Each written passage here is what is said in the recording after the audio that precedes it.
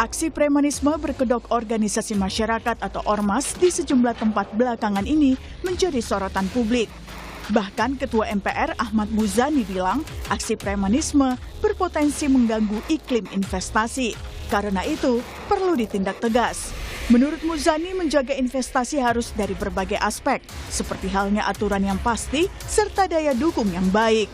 Ada peraturan yang memadai, ada daya dukung yang memadai seperti infrastruktur, tapi juga ada kondisi sosial masyarakat yang juga harus kondusif. Tidak cukup masyarakat kondusif, tapi ternyata ada persoalan infrastruktur yang rusak sehingga mengganggu akses ataupun transportasi. Jika ada satu, dua di antara hal-hal tersebut, tentu saja itu harus segera diselesaikan termasuk oleh kelompok kekuatan masyarakat atas nama apapun. Karena investasi adalah bagian dari hal penting yang menjadi instrumen bagi pembangunan ekonomi suatu negara. Aksi premanisme mengganggu investasi menjadi sorotan saat kabar adanya gangguan ormas pada pembangunan pabrik raksasa mobil listrik asal Cina BYD di Subang, Jawa Barat. Pemerintah Kabupaten Subang pun tidak menampik hal tersebut. Namun, Bupati Subang, Reynaldi Putra Andita memastikan gangguan tersebut sudah diatasi dan memastikan tidak ada lagi premanisme di kawasan industri Subang. Ada laporan mungkin ke BYD Cina bahwa di Subang ini masih marak premanisme. Cuman ketika kita konfirmasi, memang itu kegiatan premanisme yang sudah kita selesaikan kemarin. Khususnya dari Polres sendiri sudah bertindak, sehingga hari ini sebetulnya sudah tidak ada premanisme. Dan mudah-mudahan ke depannya premanisme itu juga di kawasan-kawasan industri kita sudah tidak ada, karena memang hari ini kita fokus dan concern untuk memberantas premanisme yang ada di Kabupaten Subang. Aksi premanisme meresahkan juga terjadi di Depok, Jawa Barat. Mobil Satreskrim Polres Metro Depok dibakar ormas. Insiden ini terjadi setelah Ketua Ormas TS ditangkap karena terlibat kasus pengancaman dan intimidasi terhadap salah satu perusahaan. Anggota Polres Metro Depok dihadang dan 3 mobil polisi dibakar pada Jumat 18 April dini hari. Selain perusakan mobil, anggota Polres Depok pun terluka. Polisi berhasil menangkap 6 tersangka, sementara 4 lainnya masuk daftar pencarian orang DPO. Saat perburuan, polisi berhasil menangkap 1 pelaku di Siak, Riau. Pelaku berperan menghalangi, memukul polisi, dan merusak mobil.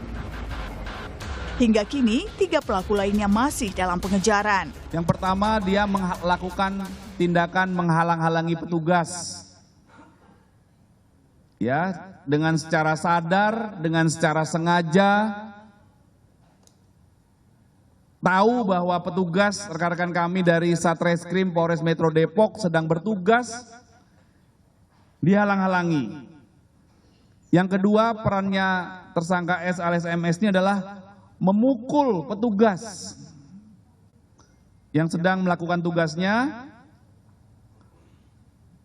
yaitu memukul Bribda D. Lalu, tindak tegas apa yang diperlukan untuk menghentikan aksi premanisme berkedok ormas? Tim Liputan Kompas TV.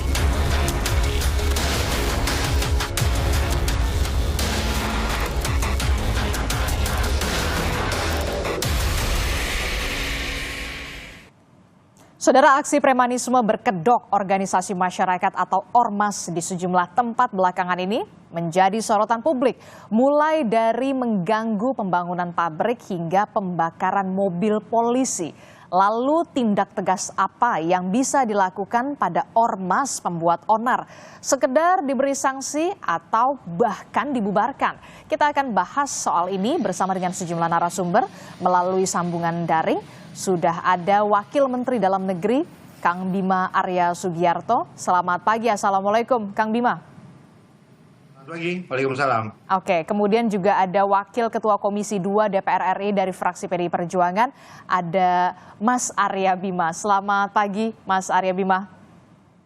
Selamat pagi. Kemudian ada juga Wakil Ketua Umum Kamar Dagang dan Industri atau Kadin, Pak Sarman Simanjorang. Selamat pagi, Pak Sarman. Apa kabar? pagi Aristi, salam sehat dan semangat selalu. Selamat pagi Kang Bima dan Mas Arya. Oke, saya ke Pak Wamendagri dulu, ke Kang Bima. Kang Bima, kalau tadi kita sudah melihat ada sejumlah kasus yang kemudian mencuat begitu, mulai dari kasus yang kemarin di pabrik otomotif di wilayah Jawa Barat, kemudian juga ada soal pembakaran mobil polisi. Nah, kalau Kementerian Dalam Negeri ini merespon hal ini, soal ormas ini, pembuat onar ini, seperti apa? Kalau kita lihat kan sebenarnya sudah ada aturannya, larangan-larangannya yang harus dipatuhi oleh ormas. Jangan sampai kemudian ormas malah membuat onar. Kang Bima. Dari data kami, jumlah ormas yang terdaftar itu ada 609.998. Jadi hampir 610.000 begitu. Dan ada ormas yang terdaftar badan hukum dan ada yang terdaftar di Kemendagri begitu ya, dengan surat keterangan terdaftar. Yang di kami ini 1.000, jadi tidak berbadan hukum tapi terdaftar. Sisanya itu semuanya itu di Kementerian Hukum terdaftar sebagai badan hukum. Dan artinya semua ormas itu terikat dengan peraturan perundang-undangan. Ada Undang-Undang Ormas ya nomor 17 tahun 2013 yang banyak isinya itu tegas sekali, dilarang mengganggu ketertiban, melakukan kekerasan, melanggar ideologi. Ya tentu apabila ada pelanggaran di situ, maka sanksinya bisa dibawa ke pidana ataupun ormasnya bisa diberhentikan atau dibubarkan. Dan itu adalah ranah dari Kementerian Hukum. Nah, karena statusnya terdaftar di sana begitu. Jadi saya tegaskan lagi, jadi ada 1.000 ormas yang berbadan hukum tapi tidak terdaftar tapi terdaftar atau tidak terdaftar di Kemendagri? Bukan. Jadi tadi 609.000 itu keseluruhan ormas. Keseluruhan ormas. Ya, tapi ada dua, ada yang berbadan hukum terdaftar di Kementerian Hukum dan ada yang hanya surat keterangan terdaftar di Kemendagri. Jadi tidak ada badan hukumnya. Oke. Gitu. Nah, artinya yang bisa dibubarkan oleh Kementerian Hukum adalah yang memiliki badan hukum tadi begitu. Kalau maaf, saya potong dulu. Kalau yang kasus pembuat onar yang di salah satu produsen mobil listrik Tiongkok ini tercatatnya seperti apa di Kemendagri aduannya? Iya, tentu itu harus dicek lagi statusnya. Tapi saya kira mungkin saja berbadan hukum di Kementerian Hukum gitu ya. Nah, bisa diproses. Kami mendukung tentu dalam hal ini kepala daerah berperan penting untuk memastikan, karena kepala daerah ini kan pembina ormas di wilayahnya masing-masing. Bisa dicek apakah terdaftar di Kementerian Hukum sebagai badan hukum ataukah tidak, dan langkah-langkah selanjutnya apa. Tapi apapun itu law enforcement bisa ditegakkan. Nggak bisa terbentur karena status terdaftar atau tidak. Semua bisa dikenakan pasal-pasal pidana, apalagi sudah ada pasal kekerasan tadi begitu ya. Dan kalau berujung pada pembubaran pun sangat mungkin sekali begitu kalau memang terdaftar sebagai badan hukum. Kalau kita lihat kan sebenarnya ada larangan-larangan ya memang yang harus dipatuhi, idealnya harus dipatuhi oleh seluruh ormas yang ada di Indonesia. Ini bahkan sudah ada di pasal 59, betul ya? Betul, pasal 59 itu dilarang melakukan tindakan permusuhan, kemudian dilarang melakukan kekerasan, mengganggu ketentraman, merusak fasilitas umum, itu tegas sekali, tegas dan nyata diatur di pasal 59 itu begitu. Oke, Kang Bima, itu tadi soal larangan yang harus dipatuhi atau ditaati oleh semua ormas yang ada di Indonesia. Tapi kemudian sanksi juga sebenarnya sudah jelas diatur begitu ya di pasal 60 hingga pasal 82, termasuk ada sanksi administratif, bahkan kemudian penghentian kegiatan, bahkan pembubaran. Tindakan ini bisa benar-benar dilakukan kalau memang sudah sefatal ini pembubaran ormas, Kang Bima? Sangat bisa. Jadi besok Kemendagri mengundang seluruh kementerian lembaga terkait begitu ya, untuk menyamakan frekuensi, kita petakan persoalan apa yang ada di daerah dan kita susun langkah-langkah bersama, karena tidak boleh ada pembiaran di sini. Dan kami mendorong kepala daerah untuk proaktif bersama-sama dengan Forkopimda, bersama dengan Pak Kapolres, Pak Dandim begitu ya. Ini melakukan pengawasan, pembinaan, dan kalau diperlukan untuk proses pemberian sanksi dan lain-lain, silakan diproses saja secara hukum begitu. Sosialisasi ke kepala daerah penting harus dilakukan soal ini ya? Ya betul. Oke, saya ke Mas Bima. Mas Bima, ini karena mirip sekali namanya begitu ya. Mas Bima, kalau dari DPR ini merespon soal ormas ini yang membuat onar ini bagaimana? Sebenarnya kalau dari segi aturan kan memang sudah jelas dan sudah terperinci ormas tidak boleh atau dilarang, bahkan sanksinya juga sudah diatur. Bagaimana Anda merespon ini DPR? Ya, kita tentunya mensupport ketegasan dari eksekutif ya, seperti dikatakan Kang Bima ya. Ketegasan ini ya cuma dua, apakah mau dibubarkan atau dibina selanjutnya kan gitu. Kan perlu ada satu evaluasi kegiatan tentang ormas itu kalau memang mengarah pada hal yang terkait dengan pembubaran. Harus dievaluasi, pemerintah harus mengevaluasi terutama yang tadi disebutkan sudah mengganggu atau membuat onar, di mana ada hal yang harus dipastikan terkait tindakan melakukan kegiatan yang melanggar hukum itu yang seperti apa, yang mengancam kondisi kehidupan bermasyarakat kita tuh seperti apa. Ini yang saya kira perlu ada ketegasan biar publik itu juga jelas. Jangan ada kan sudah membuat satu keonaran, tetapi seolah-olah dibiarkan. Ini yang itu perlu ada satu kepastian tentang hal-hal yang terkait sebenarnya ormas itu bertujuan apa mereka membuat ormas. Ya. Apakah memperjuangkan hal yang terkait hak-hak masyarakat dalam meningkatkan berbagai kepentingan-kepentingan, karena orang berormas kan kepentingan berbagai macam. Tapi kalau kemudian sudah mengganggu hal yang terkait dengan pelayanan masyarakat, ya, yang mengganggu kehidupan masyarakat atau komunitas, itu tentu harus dipantau, harus diawasi, dan butuh satu evaluasi yang kemudian memutuskan untuk itu tetap dibina atau dibubarkan. Nah, ini jadi cuma ada dua pilihan ya, dibina atau dibubarkan? Ya, ada dua pilihan itu aja. Apalagi yang sudah terdaftar tadi karena yang di Depdagri. Kalau itu belum terdaftar di Depdagri atau di Kementerian Hukum, segera nanti tentunya Depdagri sebagai pembina lewat stakeholder jajarannya, yaitu pemerintah daerah yang melihat kondisi itu seperti apa terhadap evaluasi kegiatan dari ormas itu seperti apa, yang tentunya perlu mendengarkan masyarakat ya, perlu konsultasi dengan masyarakat atau mendengarkan berbagai masukan masyarakat yang sekarang sudah sangat jelas lewat media. Pemerintah daerah perlu melakukan hal-hal yang lebih proaktif untuk melihat suasana kebatinan masyarakat terkait dengan mereka yang menamakan ormas tersebut. Dan saya masih perlu kejelasan dari Kang Bima, apakah itu langsung bisa dieksekusi oleh pemerintah daerah atau lewat Kementerian Mendagri dan Kementerian Hukum dan HAM.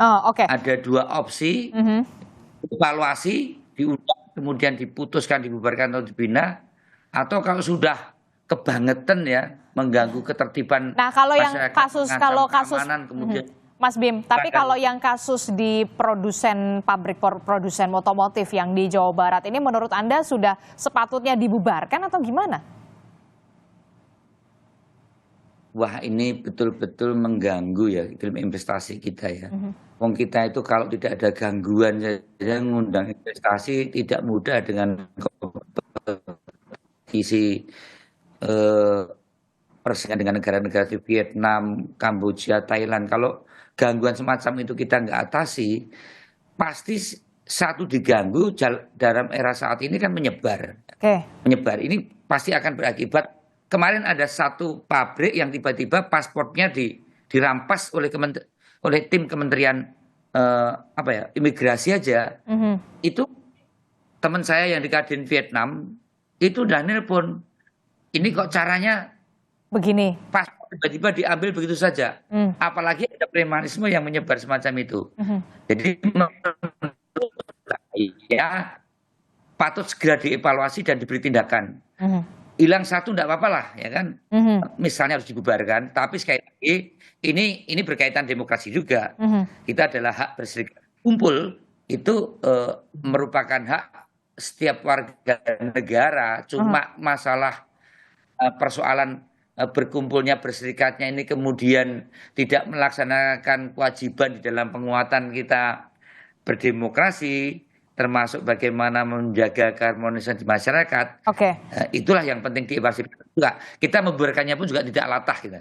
Tapi karena begini Mas Bim, pemberian sanksi penghentian kegiatan sementara atau pembubaran ormas tidak bisa dilakukan dengan sembarangan karena harus ada pertimbangan dari Mahkamah Agung hingga DPR.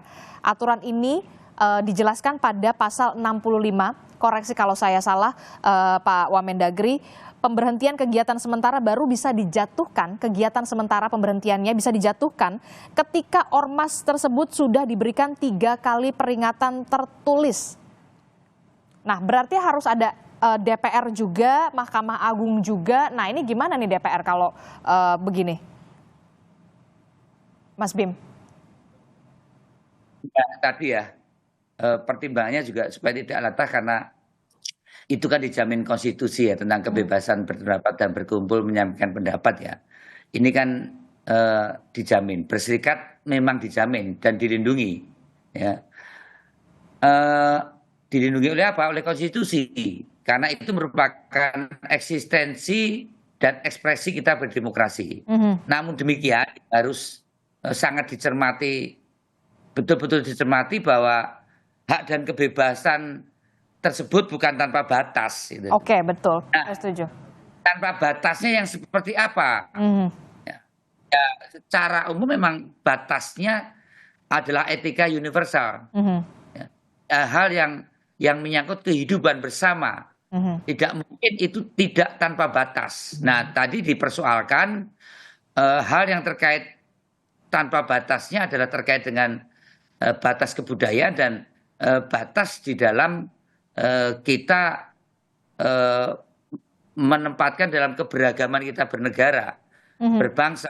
Itulah kemudian saya belum tahu persis, nanti Kak bisa menjelaskan sejauh mana intoleransi kemudian tanpa tenggang rasa ini tidak dijalankan oleh ormas-ormas tersebut yang inilah perlu ada tindakan represif yang harus dipayungi oleh undang-undang, entah represif dibina atau represif untuk dibubarkan. Sejauh mana ini diatur undang-undang, disitulah saya kira perlunya evaluasi undang-undang tersebut supaya ada hal pencegahan atau penertiban yang bisa dilakukan. Bahkan dari saya dengar Mendagri hanya pembinaan. Nah itu saya tangkap perlu ada evaluasi soal undang-undang atau aturan itu yang kemudian mengaturnya. Kepolisian seperti apa? Mempunyai kewenangannya itu. Saya tangkap perlu ada evaluasi soal aturannya begitu ya. Saya ke Pak Sarman dulu. Pak Sarman, dari Kadin sendiri sudah menerima aduan sebenarnya banyak nggak sih ormas-ormas atau oknum-oknum ormas ini yang kemudian membuat onar, ada dugaan premanisme dan sampai berujung kepada berpengaruh kepada iklim investasi kita, mengganggu iklim investasi kita, Pak Sarman? Ya, kalau dari Kadin bukan hanya sekedar aduan, tapi yang viral juga di media juga sudah banyak praktek-praktek itu, gitu loh. Ya kan, kita tidak, sebenarnya kalau kita begini ya, sebenarnya praktek-praktek ini udah cukup lama. Tapi memang ini sudah sangat mengkhawatirkan. Karena cara-caranya itu sudah sangat-sangat meresahkan pengusaha, ya bahkan seperti tadi itu investasi belum operasi baru membangun pabrik itu sudah harus mengeluarkan biaya-biaya ekstra. Ini kan sangat mengkhawatirkan gitu loh. Dan ini bukan rahasia umum lagi ya?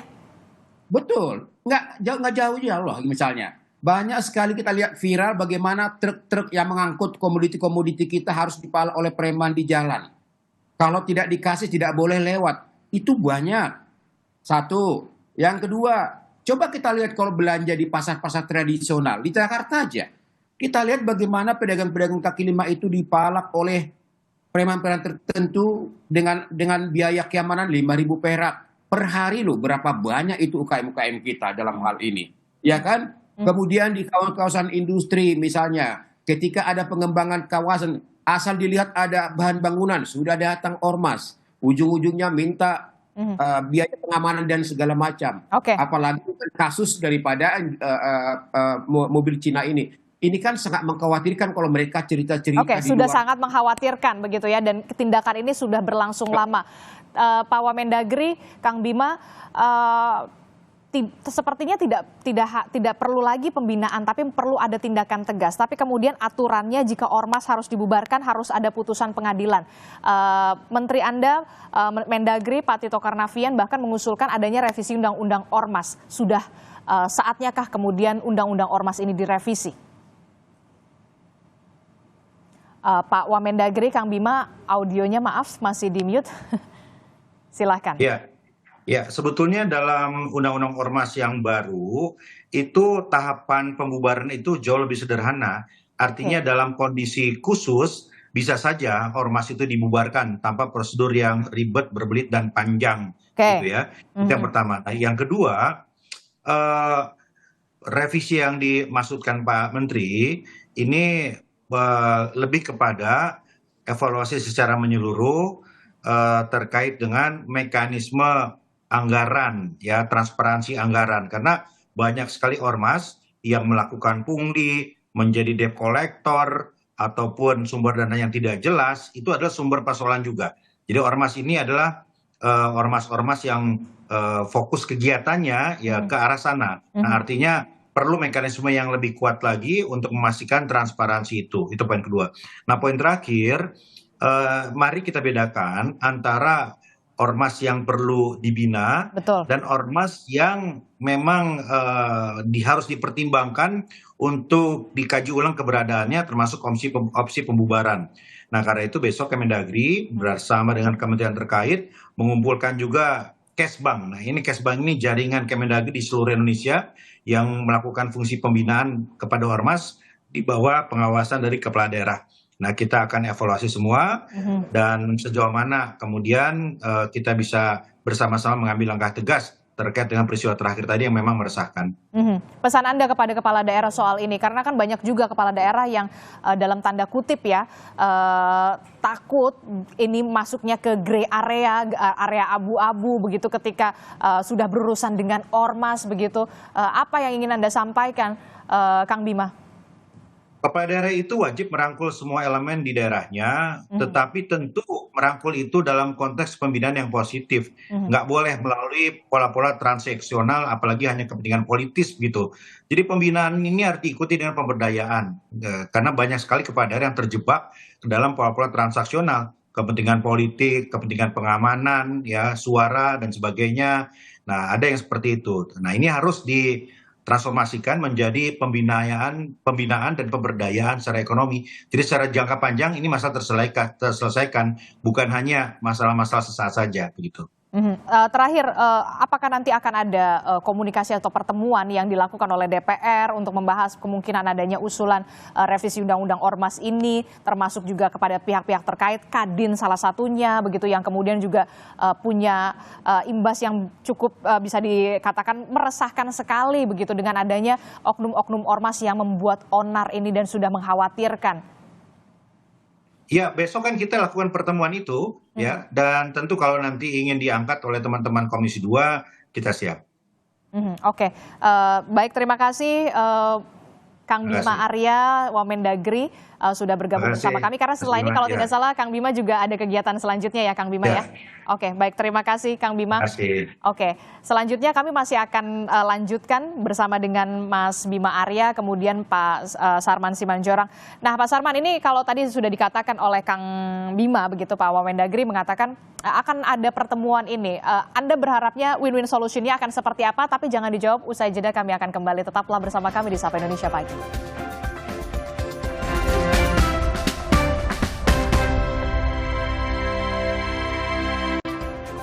Terima kasih Anda masih bersama kami di Sapa Indonesia Pagi. Saudara, masih membahas soal bagaimana tindakan tegas yang harus dilakukan oleh pemerintah. Dalam hal ini ada pemerintah pusat untuk segera menertibkan ormas-ormas yang membuat onar begitu ya. Saya masih bersama dengan dari Kadin, sudah ada Pak Sarman Simanjorang, kemudian dari DPR sudah ada Mas Bima Arya masih bergabung bersama kita. Tadi sudah bergabung Pak Wamendagri, Kang Bima begitu ya. Saya ke Pak Sarman dulu. Pak Sarman, ini kan kalau kita lihat ya, tadi sudah dikatakan oleh Pak Wamendagri bahwa nanti akan ada pertemuan besok begitu ya.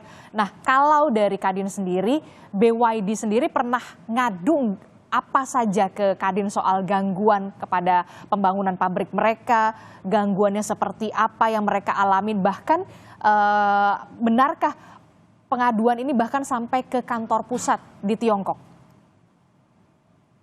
Ya, jadi tentu ini adalah momentum yang sangat tepat kepada pemerintah untuk memastikan bahwa pengusaha-pengusaha Indonesia, calon-calon investor bebas dari gangguan premanisme. Oke. Itu harapan kami.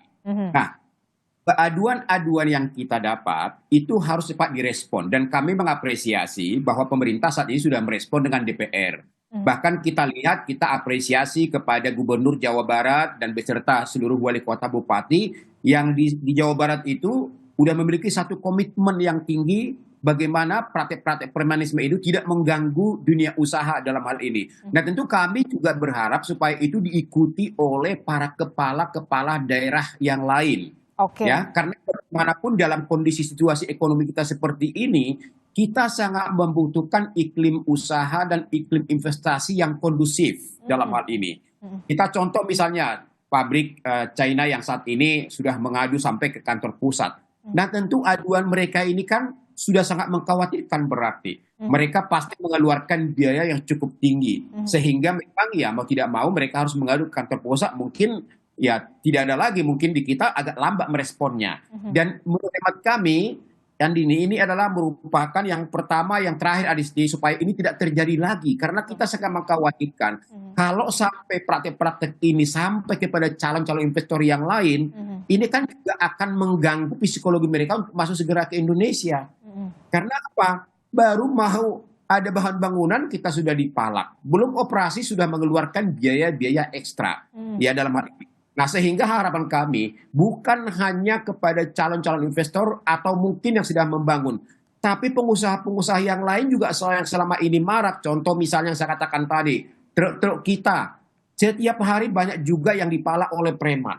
Ini jalan-jalan negara, jalan-jalan pemerintah. Kok mereka punya kewenangan apa kalau tidak memberikan uang, truk tidak boleh lewat. Ini kan, dan itu kalau kita lihat transaksinya berapa banyak sehari itu. Satu. Yang kedua, misalnya, katakanlah ada banyak tanah-tanah yang kadang-kadang dikuasai oleh preman.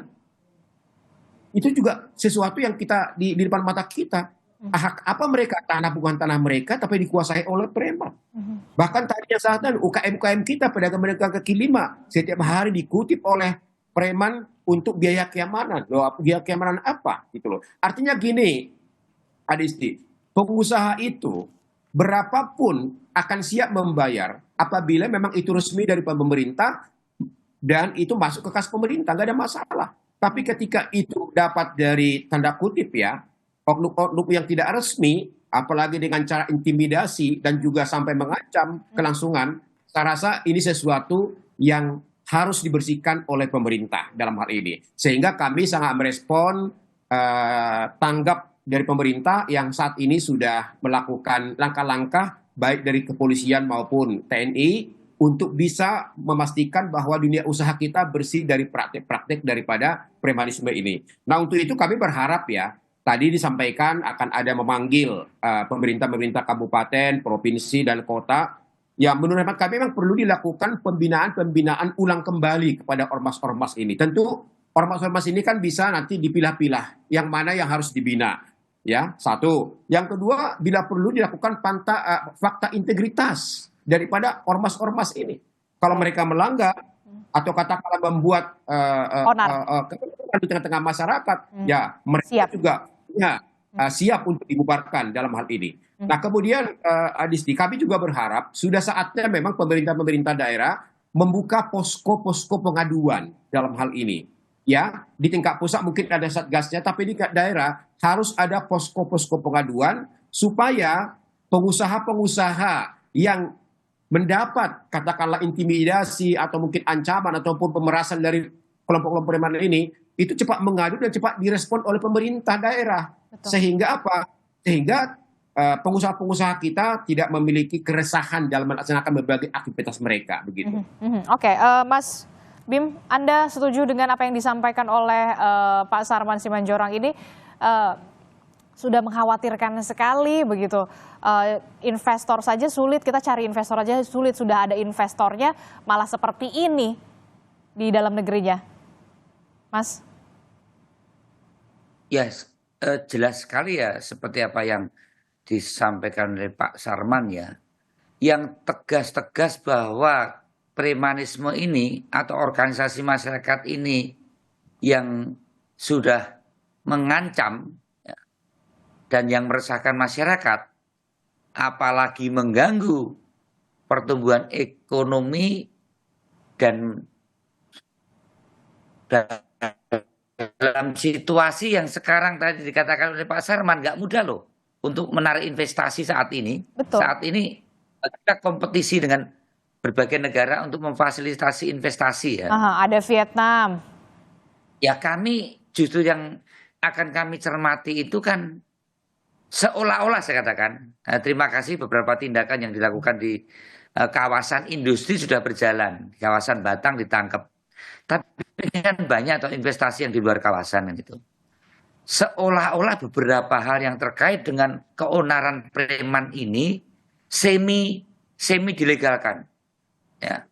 Pungutan-pungutan yang seperti dikatakan Pak Sarman tadi semi dilindungi gitu. Ini yang harus dibicarakan dengan berbagai stakeholder yang ada. Bahkan mulai menjadi role model beberapa ormas-ormas yang konotasinya dipersepsikan sebagai organisasi yang cenderung berkegiatan premanisme ini dekat dengan negara, dekat dengan pemerintah, dekat dengan ormas besar partai politik misalnya gitu.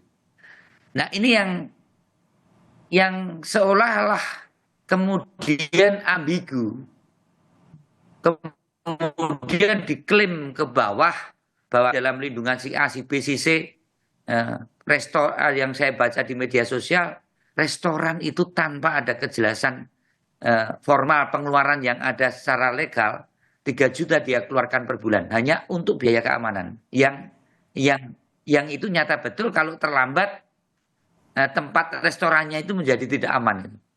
Berapa restoran gede gitu ya. Ini yang semacam ini tentu kami akan membicarakan. Dan apakah kemudian DPR akan juga memanggil Kemendagri dan juga pihak-pihak terkait lainnya untuk duduk bareng bersama menyelesaikan, membenahi aturan soal ini, jangan sampai kemudian berdampak yang tadinya mau invest di Indonesia malah beralih mungkin ke Vietnam ya Pak Sarman ya. Itu kan betul yang sekali. Kemudian dikhawatirkan. Kita aja udah nyari investor aja udah susah sekarang gitu. Ya, artinya gini, bahwa memang kita lihat bahwa persaingan kita untuk mendapat investasi itu sangat-sangat tinggi. Betul. Kita contoh misalnya yang namanya Vietnam, itu betul-betul karpet merah mereka berikan. Betul. Bukan hanya di titik keamanan, tanah aja mereka siapin. Nah, kalau kita tidak bisa katakanlah memenuhi atau bersaing dengan Vietnam dengan fasilitas yang diberikan, maka ya pihak akan banyak investor akan pindah ke Vietnam dalam hal. Tapi kita punya keunggulan bahwa niat daripada investor untuk masuk ke Indonesia itu sangat tinggi gitu loh. Momentum ini harus kita manfaatkan dengan apa? Menciptakan iklim usaha dan investasi yang kondusif. Berikan mereka rasa kenyamanan.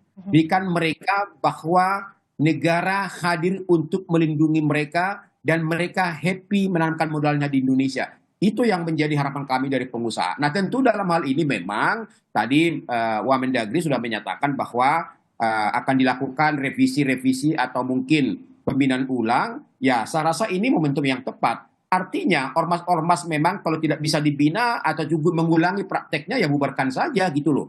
Kenapa negara tidak bisa tegas dalam hal ini? Nah cuman memang menarik juga yang disampaikan oleh Mas Arya Bima tadi. Memang ini perlu koordinasi dengan semua stakeholder dalam hal ini. Kita ingin bahwasanya pembinaan terhadap ormas ini harus juga dibarengi dengan penegakan hukum. Tadi kan sudah jelas di undang-undang ormas itu sudah jelas dikatakan bahwa mereka dilarang membuat keonaran dalam hal ini. Saya rasa ini kan bisa ditegaskan di lapangan penegakan hukum. Ya kalau memang sudah meresahkan dan sudah banyak, ya negara harus hadir memberikan tindakan hukum yang tegas. Masih layak akan dipertahankan atau dibubarkan dalam hal ini.